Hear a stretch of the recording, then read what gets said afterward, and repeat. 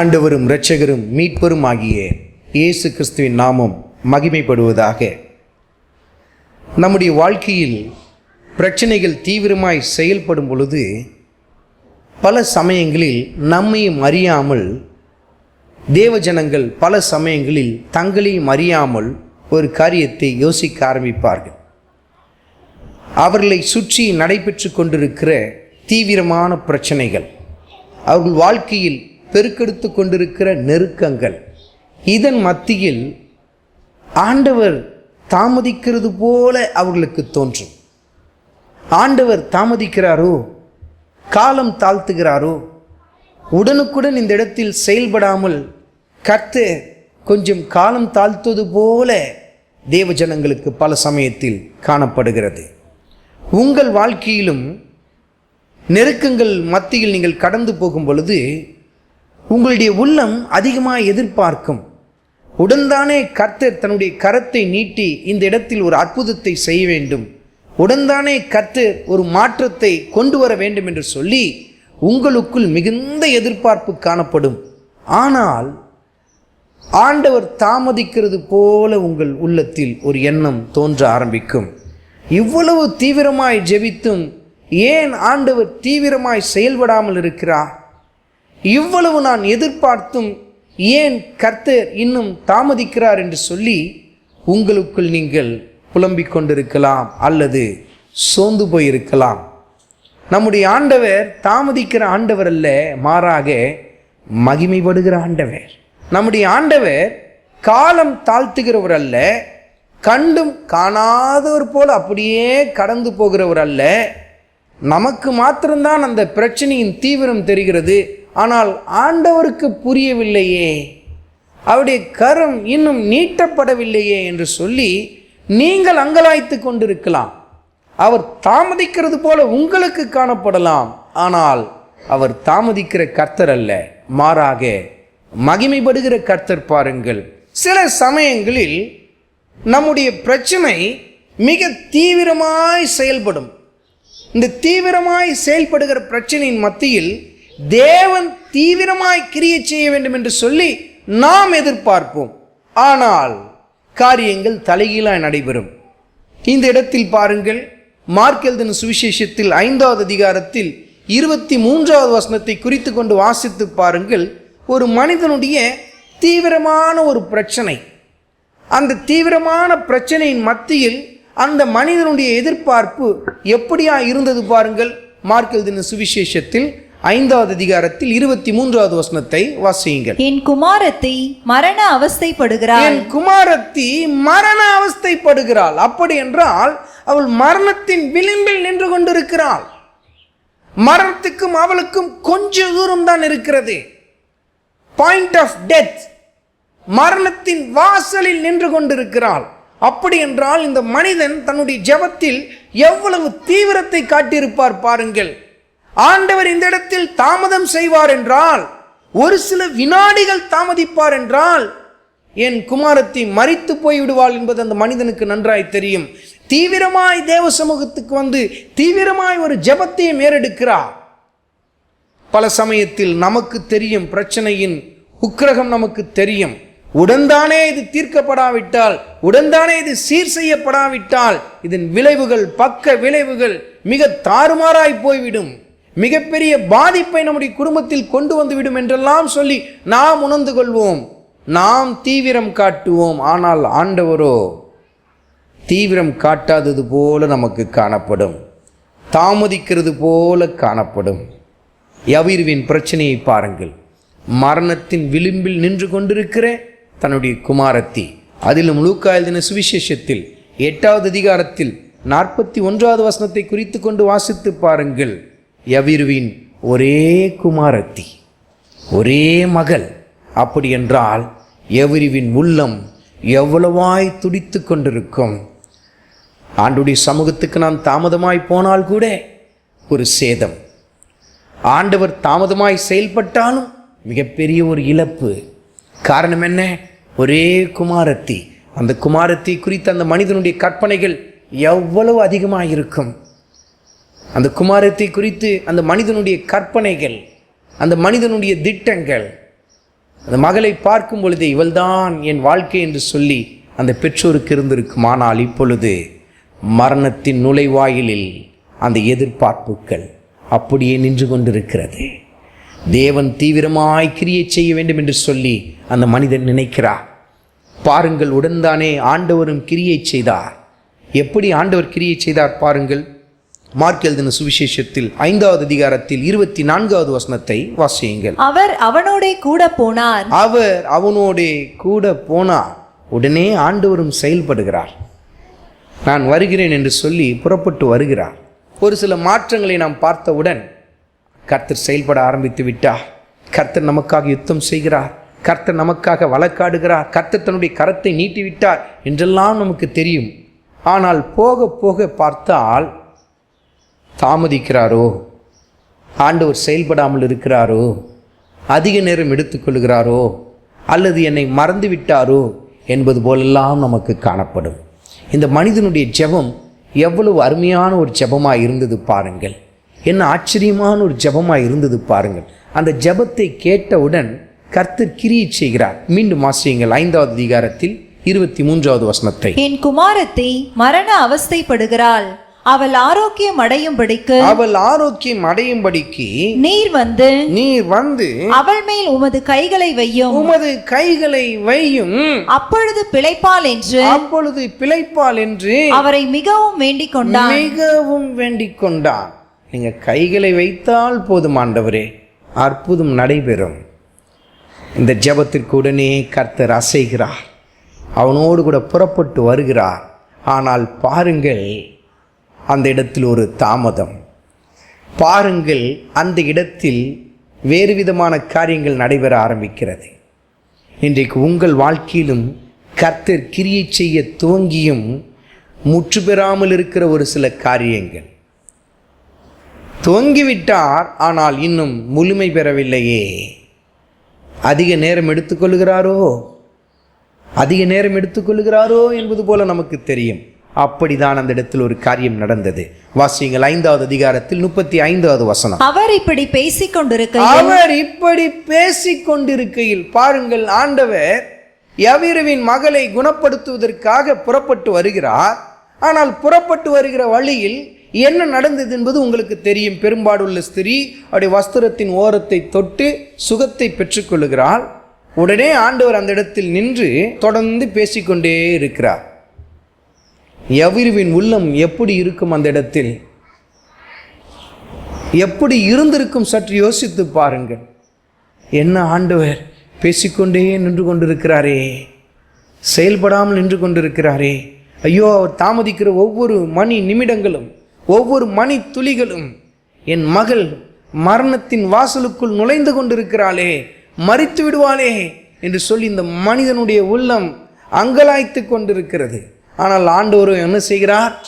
பேசிக்கொண்டே இருக்கிறார். இப்படி அவர் பேசிக்கொண்டே இருக்கிறார். பேசிக்கொண்டிருக்க நேரம் ஓடிக்கொண்டே இருக்கிறது. அது எவ்வளவு நேரம் கடந்து போயிருக்கும் என்பதை சற்று கணக்கிட்டு பாருங்கள். மத்தேயு எழுதின சுவிசேஷத்தில் 9வது அதிகாரத்தில் 23வது வசனத்தை வாசியுங்கள். இயேசுவானவர் தலைவனுடைய வீட்டிலே வந்து தாரை ஊதுகிறவர்களையும்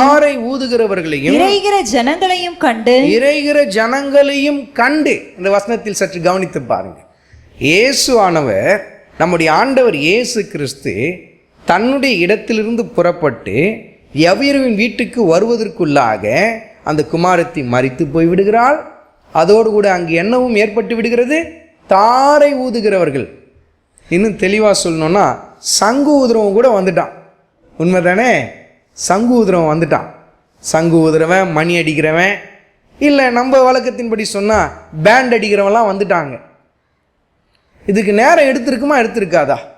ஒரு வீட்டில் ஒரு மரணம் விழுந்த உடனே அடுத்த நிமிஷமே சங்கு ஊதுறதை நீங்கள் பார்த்துருக்கிறீங்களா? அதில் அடுத்த நிமிஷமே பேண்ட் வாத்திய சத்தத்தை நீங்கள் கேட்டிருக்கீங்களா? அப்போ என்ன அர்த்தம்? சங்கு ஊதுறவன் அந்த இடத்துல சுற்றிக்கிட்டே இருக்கிறானா? இங்கே ஒருத்தர் அப்படி கொஞ்சம் இழுத்துட்டு இருக்கிறாரு அப்படின்னா, ரைட்டு, உங்கள் ஒரு ஆர்டர் கிடைக்குதுரா, அங்கே சங்கோட சுற்றுவோம். இல்லை, ஒருத்தர் மரித்து போனவுடன் தகவல் சொல்லி அதன் பின்பாக மற்ற காரியங்களெல்லாம் சீர்படுத்தின பின்பு தான் அவன் வந்து என்ன பண்ணுவான்? தாரை ஊதுகிறவன் இல்லை தம்பட்டை அடிக்கிறவன் அவன் வந்து சேருவான். அதற்கு ஒரு சில மணி நேரங்கள் எடுக்கிறது அல்லவா? அப்படி என்றால் இயேசு கிறிஸ்து யவீருவின் வீட்டுக்கு வருவதற்கு சில மணி நேரங்களை எடுத்துக்கொள்கிறார். யவீருவின் உள்ளம் எப்படி இருந்திருக்கும்? இந்த இடத்தில் இயேசு தாமதிக்காமல் இருந்திருந்தால், இந்த இடத்தில் கொஞ்சம் தீவிரம் காட்டியிருந்தால், இந்த இடத்தில் வேகமாய் செயல்பட்டிருந்தால் என் வீட்டில் இப்படி ஏற்பட்டிருக்காதே. இன்றைக்கு உங்கள் உள்ளத்திலும் இப்படிப்பட்ட கேள்விக்குறிகள் எழும்பிக் கொண்டிருக்கிறது அல்லவா? இங்கே ஆண்டவர் தாமதம் செய்யாமல் இருந்திருக்கலாமே. சில சமயத்தில் பாருங்கள், நம்முடைய ஜெபத்தில் ஆண்டவருக்கு எல்லாவற்றையும் தெரியப்படுத்தியிருப்போம். நீங்கள் உங்கள் ஜெபத்தில் எல்லாவற்றையும் ஆண்டவருக்கு தெரியப்படுத்தியிருப்பீர்கள். ஆண்டவரே, இந்த பிரச்சனை இப்படி இருக்கிறது ஆண்டவரே, அது உடன்தானே தீர்க்கப்பட வேண்டும், ஆனால் அது தீர்க்கப்படாவிட்டால் இப்படி ஆகிவிடும் என்றெல்லாம் சொல்லி ஆண்டவர் சமூகத்தில் விண்ணப்பத்தை எடுத்திருப்பீர்கள். ஆனால் ஆண்டவரோ நின்று பேசிக்கொண்டிருந்தார். அவர் இப்படி பேசிக்கொண்டிருக்கையில், அப்படி என்றால் என்ன? ஆண்டவருக்கு ஒன்றுமே புரியுதா? புரியலையா? ஏன் குமாரத்தி மரண அவஸ்தைப்பட்டு கொண்டிருக்கிறாள், ஆனால் இவரோ நின்று பேசிக்கொண்டே இருக்கிறாரே. இன்றைக்கு உங்கள் வாழ்க்கையில் பல சமயத்தில் ஆண்டவர் செயலற்றோர் போல உங்களுக்கு காணப்படுகிறதா? எனக்கு தெரிகிறது என் பிரச்சனையின் உக்கிரகம், என் பிரச்சனையின் தீவிரம் எனக்கு தெரிகிறது, ஆனால் ஆண்டவருக்கு புரியவில்லையே என்று சொல்லி புலம்பிக் கொண்டிருக்கிறீர்களா? ஒருவேளை நீங்கள் வெளியரங்கமாய் சொல்லாவிட்டாலும் உங்கள் உள்ளத்திற்குள் முறுமுறுத்து கொண்டிருப்பீர்கள். சங்கீதக்காரனும் அப்படிதான் முறுமுறுத்தார் பாருங்கள். வாசியுங்கள் 28வது சங்கீதத்தில் 1வது வசனத்தை வாசியுங்கள். என் கண்மலையாகிய கர்த்தாவே, என் கண்மலையாகிய கர்த்தாவே, உம்மை நோக்கி கூப்பிடுகிறேன், உம்மை நோக்கி கூப்பிடுகிறேன். மிக அருமையாய் சங்கீதக்காரன் ஜெபத்தை தோங்குகிறார். என் கண்மலை நீர் என்று தோங்குகிறார். ஆனால் அந்த கண்மலையை பார்த்து இப்பொழுது சங்கீதக்காரன் என்னவென்று சொல்லுகிறார்? தொடர்ந்து வாசியுங்கள். நீர் கேளாதவர் போல, கேளாதவர் போல மௌனமாயிராதேயும், மௌனமாயிராதேயும். நீங்க செய்யறதெல்லாம் பார்த்தா எனக்கு எப்படி தெரியுது தெரியுமா ஆண்டவரே? உங்களுக்கு காது கேக்குதா கேட்கலையா? எதையுமே பேச மாட்டீங்களே, ஊமி ஆயிட்டீங்களா? சங்கீதக்காரன் அப்படித்தான் ஜெபிக்கிறார். எதையுமே செய்யாமல் இருக்கிறீங்களே. பிரச்சனையை பார்த்தீங்களா? வளர்ந்து கொண்டே வருகிற பிரச்சனை, பெருகிக்கொண்டே இருக்கிற பிரச்சனை. ஆனால் நீரோ கண்மலையே செயலற்று காணப்படுகிறீரே. இப்படி இயேசு நின்று பேசிக்கொண்டிருக்கையில், பேசிக்கொண்டே இருக்கிறீங்க ஆண்டவரே, இன்னும் செயல்படுத்தவில்லையே, இன்னும் செயல்படுத்தாமல் இருக்கிறீரே ஆண்டவரே. இன்றைக்கு உங்கள் உள்ளத்தில் இப்படிப்பட்ட ஒரு மனக்குமுறல் நிறைந்து காணப்பட்டு கொண்டிருக்கிறதா? ஆண்டவர் இயேசு கிறிஸ்து தாமதிக்கிறது போல உங்களுக்கு காணப்பட்டு கொண்டிருக்கிறதா? தாமதிக்கிற கர்த்தர் அல்ல, மகிமைப்படுகிற கர்த்தர். உங்கள் வாழ்க்கையில் மகிமைப்படுகிற கர்த்தர். நாட்கள் உருண்டு ஓடிக்கொண்டே இருக்கிறதே. எத்தனை முறை இந்த காரியத்திற்காக நான் ஜெபித்திருக்கிறேன், எத்தனை வருடமாய் ஜெபித்திருக்கிறேன். நாட்கள், மாதங்கள், வருடங்கள் என்று உருண்டு ஓடிக்கொண்டே இருக்கிறது ஆண்டவரே. ஒரு மாற்றமே இல்லையே ஆண்டவரே. ஆனால் பிரச்சனையை பாருங்க, பிரச்சனை அப்படியே வளர்ந்து கொண்டே போகிறது ஆண்டவரே. அப்படிதான் வளர்ந்து கொண்டே போனது. யவீருவின் பிரச்சனையும் வளர்ந்து கொண்டே போனது. இப்படி அவர் பேசிக்கொண்டிருக்கையில் யவீருவின் பிரச்சனை எப்படியாய் மாறினது பாருங்கள். மீண்டும் அந்த வசனத்தை வாசியுங்கள். அவர் இப்படி பேசிக்கொண்டிருக்கையில் ஜெபாலய தலைவனுடைய வீட்டிலிருந்து சிலர் வந்து உம்முடைய குமாரத்தி மரித்து போனாள். துக்க செய்தி யவீருவின் காதுகளுக்கு வந்து கேட்கிறது. ஆண்டவர் பேசிக்கொண்டிருந்த அந்த சமயத்தில் யவீருவின் காதுகளுக்கு வந்தது என்ன? துக்க செய்தி, மரண செய்தி வந்து யவீருவின் காதுகளில் விழுகிறது. இன்றைக்கு உங்கள் வாழ்க்கையில் இப்படிப்பட்ட செய்திகள் காதுகளில் துணித்து கொண்டிருக்கிறதா? ஆண்டவர் இதை கடந்த வருஷத்திலேயே செய்திருந்தார்னா, கடந்த வருஷத்திலேயே இந்த ஜெபத்திற்கு பதில் கொடுத்திருந்தார்னா இப்படி ஆயிருக்காதே. போன மாதத்திலேயே பதில் கொடுத்திருந்தா இப்படி ஆயிருக்காதே என்று சொல்லி புலம்பிக் கொண்டிருக்கிறீர்களா? யவீருவின் காதுகளுக்கு வந்து துணிக்கிறது. மீண்டும் வாசியுங்கள். அவர் இப்படி பேசிக் கொண்டிருக்கையில் அவர் இப்படி பேசிக் கொண்டிருக்கையில் ஜெபாலய தலைவனுடைய வீட்டிலிருந்து சிலர் வந்து உம்முடைய குமாரத்தி மரித்து போனால் இனி ஏன் போதகரை வருத்தப்படுத்துகிறீர் என்றார்கள். இனி ஏன் போதகரை வருத்தப்படுத்துகிறீர்? இனி இயேசுவை தொந்தரவு பண்ணாதீங்க, விட்டுடுங்க, வாங்க ஆவர கதையை பார்க்கலாம், வாங்க, இன்னும் நிறைய கதை இருக்கு, நிறைய வேலை இருக்கு நம்மளுக்கு. மரித்து போயிட்டா, உன் நம்பிக்கை மரித்து போய்விட்டது, உன் எதிர்காலம் மரித்து விட்டது, உன் கனவுகள் எல்லாம் மரித்து போய்விட்டது, எல்லாம் மரித்து போய்விட்டது. இனி இயேசுவோடு கூட நேரத்தை செலவழிக்கிறதுல பிரயோஜனம் இல்லை. உலகம் பாருங்கள், இயேசுவோடு கூட ஒட்டி கொண்டிருக்கிற உங்களை, இயேசுவோடு கூட இணைந்திருக்கிற உங்களை பிரிப்பதற்கு எவ்வளவு தீவிரம் காட்டுகிறது பாருங்கள். இனி அவரை வருத்தப்படுத்தாதே, விட்டுட்டு வா. உன் கனவு மரித்து விட்டது, உன் சந்தோஷம் மரித்து விட்டது, வா, அதை குழி தோண்டி புதைக்கலாம். நீ இயேசுவோடு கூட இருந்து நேரத்தை செலவழிக்கிறதுல என்னையா புரோஜனம் இருக்கே? சபைக்கு போகிறதுல என்னையா உனக்கு புரோஜனம் இருக்கே? ஜெபிக்கிறதுல என்னையா புரோஜனம் இருக்கே? இவர்களெல்லாம் யார்? எங்கிருந்து புறப்பட்டு வந்தவர்கள்? மீண்டும் அந்த வசனத்தை வாசியுங்கள். அவர் இப்படி பேசிக் கொண்டிருக்கையில் ஜெபாலய தலைவனுடைய வீட்டிலிருந்து சிலர் வந்து ஜெபாலய தலைவனுடைய வீட்டை சேர்ந்தவர்கள், உங்க வீட்டை சேர்ந்தவங்க தான் வந்து சொல்லுவாங்க, நீ என்ன ஜெபித்து என்ன பிரயோஜனம்? வா, இயேசுவை விட்டுட்டு வெளியில வா. இன்னும் இயேசுவை தேடி என்ன பிரயோஜனம் உனக்கு? புறப்பட்டு வா, வேற காரியத்தை பார்க்கலாம், நாமே செயல்படலாம். மரித்து போய்விட்டது, இனி இயேசுவால் என்ன செய்ய முடியும்? இன்றைக்கு உங்களுடைய காரியங்கள் எல்லாம் இப்படி மரித்து போன நிலையில் கிடைக்கிறதா? நம்பிக்கை இழந்து போய் காணப்படுகிறீர்களா? இனி இயேசுவை நம்பி எந்த பிரயோஜனமும் இல்லை, நாமளா ஏதாவது செய்தால் தான் முடியும், அவரை விட்டுட்டு வெளியில் வா என்று சொல்லி உங்களுக்கு ஆலோசனை கொடுத்து கொண்டிருக்கிறார்களா? எத்தனை நாள் இப்படியே அமைதியாக போய் கொண்டே இருப்பேன், இப்படி போவேன், இயேசுவோடு இருப்பேன், ஆனால் அவர் எதையும் செய்ய மாட்டார், அவர் பாட்டுட்டு நின்று பேசிக்கிட்டே தான் இருப்பார். வா, வீட்டுக்கு வா, ஆக வேண்டிய கதையை பார்க்கலாம், மற்ற காரியத்தை நம்ம பார்க்கலாம். வா, இயேசுன்னா வந்து குழி தோண்டுவாரா, புதைப்பாரா, இல்லை கல்லறையில் சர்டிஃபிகேட் வாங்கி தருவாரா? வா, நிறைய வேலை இருக்குது, பந்தல் போடணும், பாய் விரிக்கணும், சேர் வாங்கி போடணும். நீ ஜெபாலய தலைவன், பாஸ்டர்லாம் வேறு வருவாங்க நிறைய பேர் சாவுக்கு, வா ஆவர கதையை பார்க்கலாம். உலகம் இப்படி தான் சொல்லும். ஜீவ வார்த்தையோடு கூட இணைந்திருக்கிற உங்களை பிரிப்பதற்காக உலகம் போராடும். இனி ஆண்டவரோடு இருந்து பிரயோஜனம் இல்லை. உலகம் போராடும். ஏன்?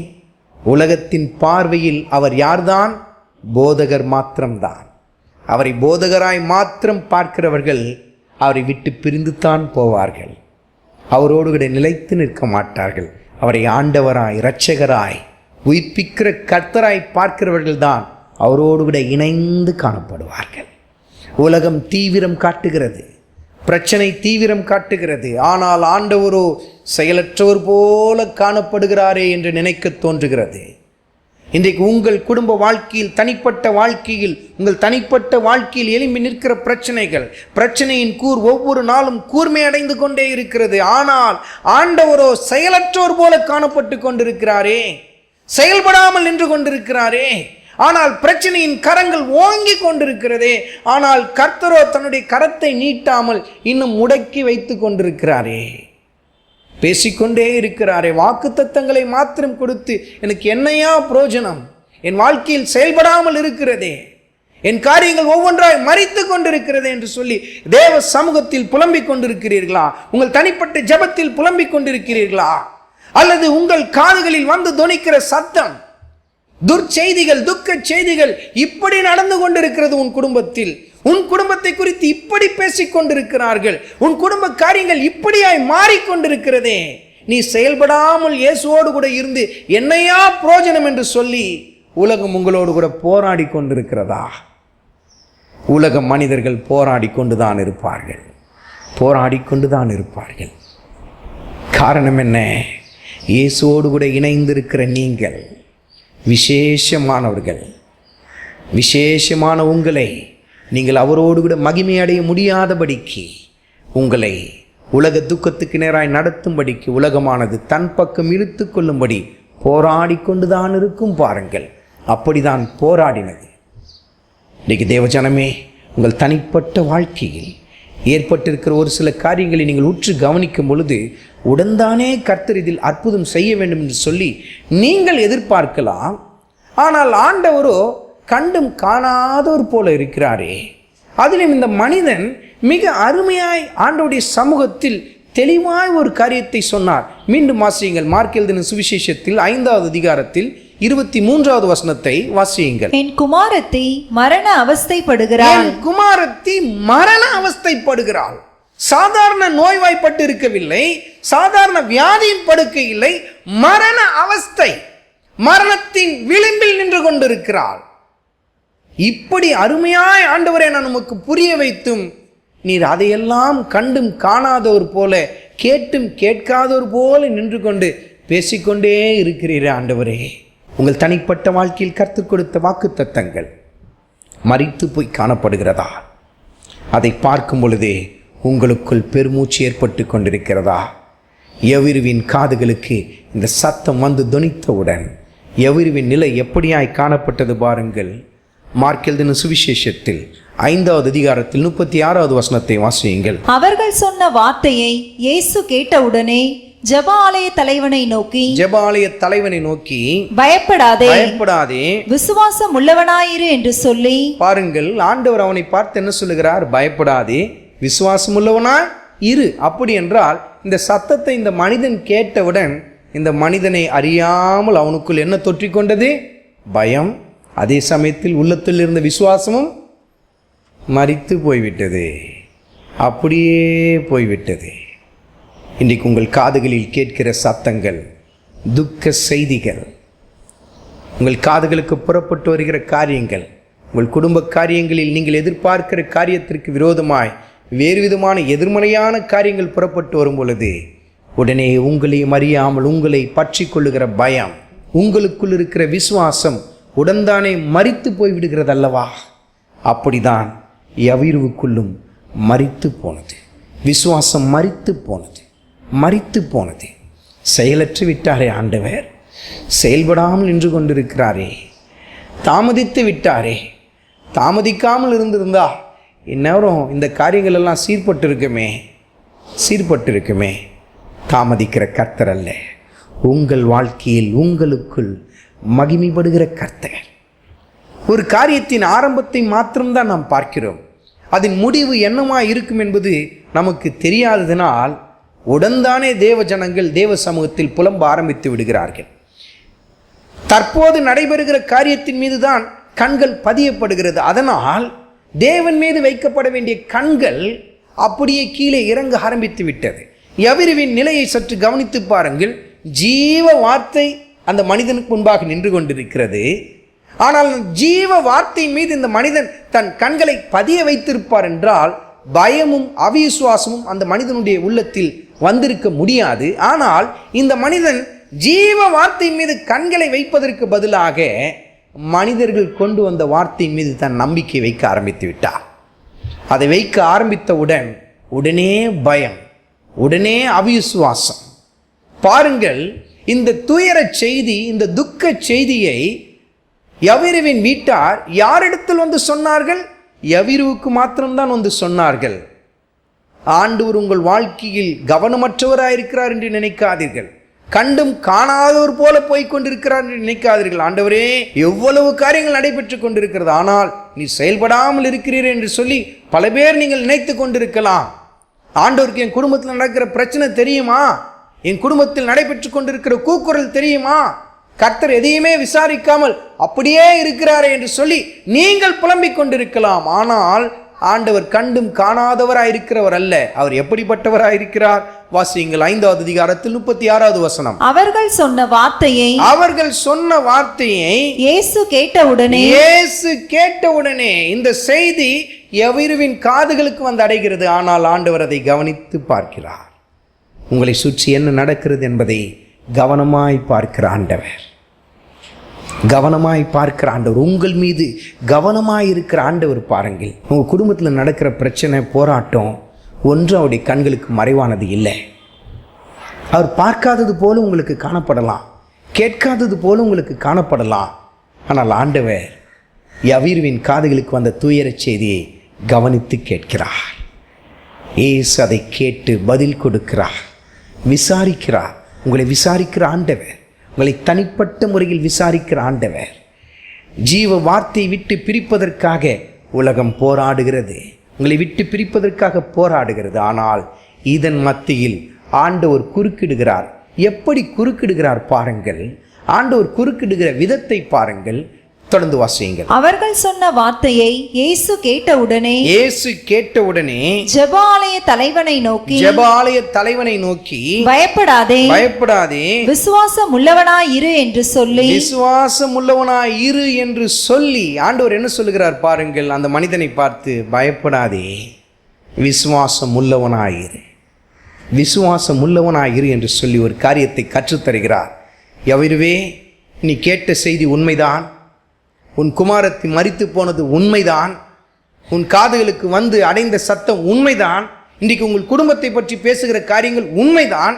உங்கள் குடும்ப காரியங்களை குறித்து மற்றவர்கள் சொல்லுகிற காரியங்கள் உண்மைதான். எல்லாம் உண்மைதான். ஆனால் அந்த உண்மை மாறிவிடும். ஆனால் என் வாயிலிருந்து புறப்பட்டு வருகிற சத்தியம் மாறாதது என்று சொல்லி கர்த்தர் இடைப்படுகிறார் பாருங்கள். உண்மை மாறிவிடும். நம்மை சுற்றி இருக்கிற உண்மை மாறிவிடும். இப்பொழுது பகற்காலம் உண்மை இது, ஆனால் அது மாறிவிடும். கொஞ்ச நேரம் போக போக ராக்காலம் வந்துவிடும், உண்மை மாறிவிடும். கடல் நீளமாயிருக்கிறது உண்மை, ஆனால் கொஞ்ச நேரத்தில் நிறம் மாறுகிறது. உண்மை மாறும். உங்கள் காதுகளுக்கு வருகிற செய்திகள் உண்மைதான். உங்கள் குடும்பத்தை குறித்து நீங்கள் கேட்கிற காரியங்கள் உண்மைதான். உங்கள் பிள்ளைகளை குறித்து கேட்கிற காரியங்கள் உண்மைதான். ஆனால் அந்த உண்மை எல்லா சமயத்திலும் அப்படியே இருக்கிறதில்லை. அதை மாற்றி எழுதுகிற ஆண்டவர், அதை மாற்றி அமைக்கிற ஆண்டவர். காரணம் என்ன? அவர் வாயிலிருந்து புறப்பட்டு வருகிற வார்த்தைகள் சத்திய வார்த்தைகள், சத்தியம் மாறாதது பாருங்கள். ஆண்டவர் அந்த மனிதனை பார்த்து சொல்லுகிறார், பயப்படாதே. அப்படி என்றால் உன் கண்கள், என்னை பார்த்து கொண்டிருந்த கண்கள் இப்பொழுது மற்றவருடைய சத்தத்தை கேட்க ஆரம்பித்து விட்டது. அதனால் உன்னையும் அறியாமல் உனக்குள் வந்திருக்கிற பயம், பயப்படாதே, சரியாய் என்னை பார்க்க கற்றுக்கொள் என்று சொல்லுகிறார். அதோடு கூட இன்னும் ஒரு காரியத்தை சொல்லுகிறார். அது என்ன? விசுவாசம் உள்ளவனாயிரு. ஏன் ஆண்டவர் இப்படி சொன்னார்? யவீரு ஆண்டவருடைய சமூகத்துக்கு வரும் பொழுது அந்த மனிதன் தன்னையும் அறியாமல் ஒரு ஆச்சரியமான ஒரு ஜெபத்தை ஏறெடுத்தார். ஆண்டவருடைய சமூகத்துக்கு நாம் வரும் பொழுதே நம்மையும் அறியாமல் நமக்குள் மாற்றம் ஏற்படும் பாருங்கள். இயேசு கிறிஸ்துவின் பிரசன்னம் அவ்வளவு வல்லமை உள்ளது. இந்த மனிதன் தன்னையும் அறியாமல் ஒரு ஜெபத்தை ஏறெடுத்தார். அது எப்படிப்பட்ட ஜெபம்? மீண்டும் வாசியுங்கள். 5வது அதிகாரத்தில் 23வது வசனம். என் குமாரத்தி மரண அவஸ்தைப்படுகிறாள், அவள் ஆரோக்கியம் அடையும்படிக்கு நீர் வந்து அவள் மேல் உமது கைகளை வையும், அப்பொழுது பிழைப்பாள் என்று. எப்படி சொல்லியிருக்கணும் யவீர் அந்த இடத்துல? அப்பொழுது அவள் சுகமாவா, ஆரோக்கியமாவா, அப்படி தானே சொல்லியிருக்கணும். ஆனால் யவீர் என்ன சொன்னாரு? அப்பொழுது அவள் பிழைப்பாள். இந்த மனுஷனை அறியாமல் ஒரு காரியத்தை சொல்லிட்டார். என்ன சொன்னாரே? அவன் மரித்தாலும் உங்கள் கரங்கள் பட்டுதுன்னா அவன் என்ன ஆயிடுவா? பிழைத்திடுவா. தேவ சமூகத்துக்கு நீங்கள் வந்தீங்கன்னா உங்களை அறியாமல், இயேசு கிறிஸ்துவின் சமூகத்துக்கு நீங்கள் வருவீர்கள் என்றால் உங்களையும் அறியாமல் ஆச்சரியமான ஜெபங்கள் உங்கள் உள்ளத்திலிருந்து புறப்பட்டு வரும். இந்த மனிதன் தன்னையும் அறியாமல் ஒரு ஜெபத்தை ஏறெடுத்தார். அவள் மரண அவஸ்தைப்படுகிறாள். உங்கள் கரங்களை வைத்தீங்கன்னா அவள் ஆரோக்கியம் அடைவா, சுகமடைவாள் என்று சொல்லி ஜெபத்தை ஏறெடுப்பதற்கு பதிலாக அவள் பிழைப்பாள். அப்படி என்றால் அவள் மரித்து போனாலும் உங்கள் கரங்கள் பட்டுதென்றால் அவள் என்ன ஆயிடுவா? பிழைத்திடுவா. ஆண்டவர் சுட்டி காட்டுகிறார், விசுவாசம் உள்ளவனாயிரு. என் சமூகத்துக்கு வந்த பொழுது உன் வாயிலிருந்து புறப்பட்டு வந்த விசுவாச வார்த்தை இப்பொழுது ஏன் குறைந்து விட்டது? இப்பொழுது ஏன் அணைந்து விட்டது?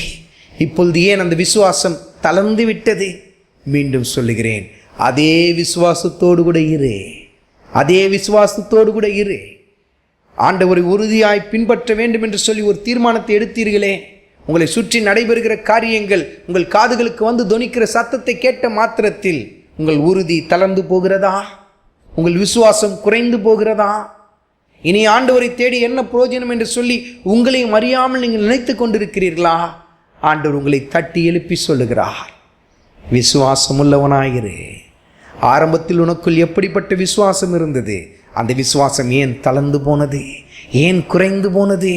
ஜீவ வார்த்தை நான் உனக்கு முன்பாக நிற்கும் பொழுது ஏன் மனிதர்களின் வார்த்தையை கேட்டு உன் விசுவாசம் தளர்ந்து போகிறது என்று சொல்லி கர்த்தர் தட்டி எழுப்புகிறார். பாருங்கள், இன்றைக்கு உங்கள் காதுகளுக்கு அநேக காரியங்கள் வந்து விழுந்து கொண்டிருக்கலாம், அநேக காரியங்களை நீங்கள் கேட்டுக்கொண்டிருக்கலாம். ஆனால் இவைகள் எல்லாம் திசை திருப்ப முயற்சி செய்யும், உங்களை கிறிஸ்து விட்டு பிரிப்பதற்கு முயற்சி செய்யும். இந்த வீட்டார் அப்படித்தான் செய்தார்கள். இனி போதகரை வருத்தப்படுத்த வேண்டாம், இனி இயேசுவை நம்பி பிரயோஜனம் இல்லை, இனி இயேசுவை வருத்தப்படுத்தாதே, இனி அவரால் எதுவும் செய்ய முடியாது. எல்லாம் நம்முடைய கட்டுப்பாட்டை மீறி போய்விட்டது, எல்லாம் கைக்கு மீறி போயிடுச்சு. ஐயா, புறப்பட்டு வா. தேவஜனமே, உங்களுக்கு ஒரு ரகசியம் தெரியுமா? உங்கள் பிரச்சனைகள், உங்கள் குடும்ப பிரச்சனைகள், தனிப்பட்ட பிரச்சனைகள், வெளியில் சொல்ல முடியாத காரியங்கள் உங்கள் கைகளை மீறி போய்விட்டது. உண்மைதான். ஆனால் ஆண்டோடைய கட்டுப்பாட்டை மீறி அது போகிவிடவில்லை. ஆண்டோடைய கட்டுப்பாட்டை விட்டு அவைகள் பெயர்ந்து போய்விடவில்லை. சகலமும் அவருடைய கட்டுப்பாட்டுக்குள் இருக்கிறது. உங்கள் கட்டுப்பாட்டை கடந்து போய்விட்டது. இனி உங்களால் அதை அடக்கி நிறுத்த முடியாது, உங்களால் அதை சீர்படுத்த முடியாது. அது உண்மைதான். ஆனால் கர்த்தருடைய கரத்தை விட்டு அது விலகி போகவில்லை. சகலமும் அவருடைய கட்டுப்பாட்டில் தான் இருக்கிறது. சகலத்தையும் அவர் ஆளுகை செய்து கொண்டிருக்கிறார். எந்த காரியமும் அவருடைய கட்டுப்பாட்டை மீறி போய்விட முடியாது. பாருங்கள், உலகமானால் போராடும். உங்களுக்குள் பற்றி எறிகிற விசுவாசத்தை அணைக்கும்படி உலகமானது போராடினது. புறப்பட்டு வா என்று சொல்லி அழைக்கிறது உலகம். ஆனால் ஆண்டவரோ அந்த மனிதனை பிடித்து நிறுத்துகிறார். பயப்படாதே, விசுவாசம் உள்ளவனாயிரு. உன்னை அறியாமல் விசுவாச ஜெபத்தை ஏறெடுத்தாய், உன்னை அறியாமல் என் சமூகத்தில் நீ உன்னை அர்ப்பணித்தாய். அந்த அர்ப்பணிப்பிலிருந்து ஏன் பின்வாங்குகிறாய்? உனக்குள் எடுத்த தீர்மானத்திலிருந்து ஏன் பின்வாங்குகிறாய்? என்னுடைய சமூகத்தில் நீ எடுத்த தீர்மானத்தை விட்டு ஏன் தளர்ந்து போகிறாய்? சூழ்நிலைகளை பார்த்து நீ தளர்ந்து விட்டாயா? பயப்படாதே, விசுவாசம் உள்ளவனாயிரு. சூழ்நிலை மாறலாம், ஆனால் நான் மாறாதவராயிருக்கிறேன் என்று சொல்லி கர்த்தர் சொல்லுகிறார். நீ என்னை போதகராய் மாத்திரம் பார்க்கிறதினால் என் வல்லமை போதகனுக்கேற்ற வல்லமையாய் மாறிவிடுவது இல்லை. நான் உயிர்ப்பிக்கிற கர்த்தர், என் வல்லமை உயிர்ப்பிக்கிற கர்த்தராகவே வெளிப்படும் என்று சொல்லி கர்த்தர் சொல்லுகிறார். நீங்கள் குறுகின கண்ணோடு கூட கர்த்தரை பார்க்கிறதினால் அவருடைய கரம் வல்லமையை இழந்து போய்விட முடியாது, அவருடைய கரம் குறுகி போய்விட முடியாது. உங்கள் பார்வை அற்பமாய் இருக்கிறதினால் அவருடைய வல்லமையும் அற்பமாய் மாறிவிட முடியாது. அவர் உயிர்ப்பிக்கிற கர்த்தர், தாமதிக்கிற கர்த்தர் அல்ல. உங்கள் குடும்ப வாழ்க்கையில், தனிப்பட்ட வாழ்க்கையில் மகிமைப்பட விரும்புகிற கர்த்தர். என் ஆச்சரியமான ஆண்டவரை நீங்களும் நானும் சேவிக்கிறோம். பாருங்கள், நாம் தளர்ந்து போகிற சமயத்தில், நம்முடைய கரங்கள் தள்ளாடுகிற சமயத்தில், முழங்கால்கள் தள்ளாடுகிற சமயத்தில் நம்மோடு கூட இடைபடுகிற கர்த்தர். பாருங்கள், ஜெபாலய தலைவன், ஜெப வீரன், அவன் அதிகமாக ஜெபிக்கிற மனிதன். அதனால்தான் அந்த மனிதனை ஜெபாலயத்திற்கு தலைவனாய் வைத்திருந்தார்கள். ஆனால் அந்த மனிதனுடைய ஜெபமும் இந்த இடத்தில் தள்ளாட ஆரம்பித்து விட்டது. ஆனால் கர்த்தர் மீண்டும் குறுக்கிடுகிறார்.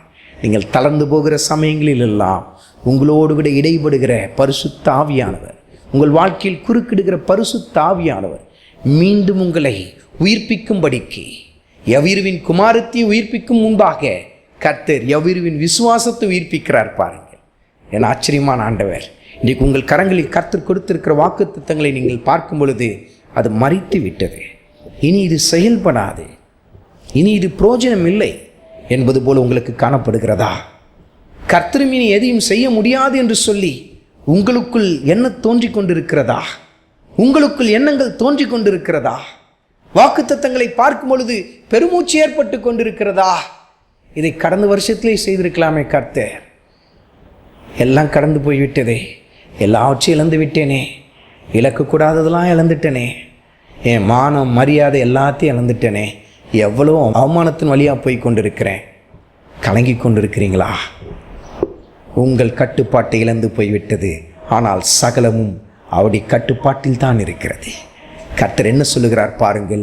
மீண்டும் அந்த வசனத்தை வாசியுங்கள். பேதுருவையும் யாக்கோபையும் யாக்கோபின் சகோதரன் யோவானையும் தவிர வேறொருவரும் தம்மோடே வருகிறதற்கு இடம் கொடாமல் ஜெபாலய தலைவனுடைய வீட்டிலே வந்து பிரவேசிக்கிற ஆண்டவர், பிரச்சனை இருக்கிற இடத்தில் பிரவேசிக்கிற ஆண்டவர், உங்கள் குடும்ப வாழ்க்கையில் பிரவேசிக்க விரும்புகிற கர்த்தர், அவருடைய பிரசன்னம் சகலத்தை மாற்றி அமைக்கும், சகலத்தை மாற்றி எழுதும். பாருங்கள், நீங்கள் துக்கப்பட்டு இருக்கிற உள்ளறையில் கடந்து வருகிற கர்த்தர், எந்த இடத்தில் துக்கப்பட்டு கதறிக்கொண்டிருக்கிறீர்கள் அந்த இடத்தில் உங்களை விசாரிக்க கடந்து வருகிற கர்த்தர், கடந்து வருகிறார் கர்த்தர், கடந்து வந்து மகிமைப்படுகிறார். காரணம் என்ன? இந்த ஜெப ஆலய தலைவன் இயேசு கிறிஸ்துவை போதகராய் மாத்திரம் பார்த்தார், ஒரு வைத்தியராய் மாத்திரம் பார்த்தார். வியாதியா இருக்கிறான் என் மக, அவர் சுகப்படுத்திடுவார், ஏன்னா அவர் வைத்தியர் அப்படின்னு சொல்லி பார்த்தான். ஜெபாலய தலைவனுடைய வீட்டில் இருக்கிறவங்களும் அப்படி தான் பார்த்தாங்க. இயேசுவை யாராக தான் பார்த்தாங்க? வைத்தியர். அவர் ஒரு வைத்தியர். நம்ம ஊரில் இருக்கிற வைத்தியரெல்லாம் விட ஒரு கொஞ்சம் நல்ல சிறந்த வைத்தியர். அதனால் அவர் சுகப்படுத்திடுவார். அவரை கொஞ்சம் அழைத்து கொண்டு வாங்க, ஏதாவது ஒன்று செஞ்சு புள்ளையை பிழைக்க வைப்பார் அப்படின்னு சொல்லி அவங்க நினைக்கிறாங்க. ஆனால் ஆண்டவர் என்ன வெளிப்படுத்த விரும்புகிறார்? நான் போதகர் மாத்திரம் அல்ல, நான் ஆண்டவர், உயிர்ப்பிக்கிற கர்த்தர் என்று சொல்லி நிரூபிக்க விரும்புகிறார். தாமதம் போல காணப்படுகிறது. எதற்காக? உங்கள் பார்வை மாற வேண்டும். இயேசு கிறிஸ்துவின் மீது வைத்திருக்கிற உங்கள் பார்வை மாற வேண்டும். இயேசு கிறிஸ்துவை நீங்கள் புரிந்து கொள்ள வேண்டிய விதத்தில் இன்னும் புரிந்து கொள்ளவில்லை. அதை புரிந்து கொள்வதற்காக உங்கள் வாழ்க்கையில் அவர் தாமதிக்கிறது போல உங்களுக்கு காணப்படுகிறது. தாமதிக்கிறவர் அல்ல, மகிமைப்படுகிற கர்த்தர். வாசியுங்கள், மார்க் எழுதின சுவிசேஷத்தில் 5வது அதிகாரத்தில் 41 மற்றும் 42வது வசனத்தை வாசியுங்கள். பிள்ளையின் கையை பிடித்து தலித்தா கூமி என்றார். அதற்கு சிறு பெண்ணே எழுந்திரு என்று உனக்கு சொல்லுகிறேன் என்று அர்த்தமாம். சிறு பெண்ணே உனக்கு சொல்லுகிறேன் எழுந்திரு என்பது அர்த்தமாம். உடனே சிறு பெண் எழுந்து நடந்தாள். உங்கள் வாழ்க்கையில் மரித்து போயிருக்கிற காரியங்களை உயிர்ப்பிக்கிற ஆண்டவர், உயிர்ப்பித்து உங்களுக்கு தருகிற ஆண்டவர். எந்த காரியம் மரித்து போய்விட்டது என்று சொல்லுகிறீர்கள்? உங்கள் கணவன் மரித்து போனது போல காணப்படுகிறாரா? உங்கள் மனைவி மரித்து போனது போல காணப்படுகிறாரா?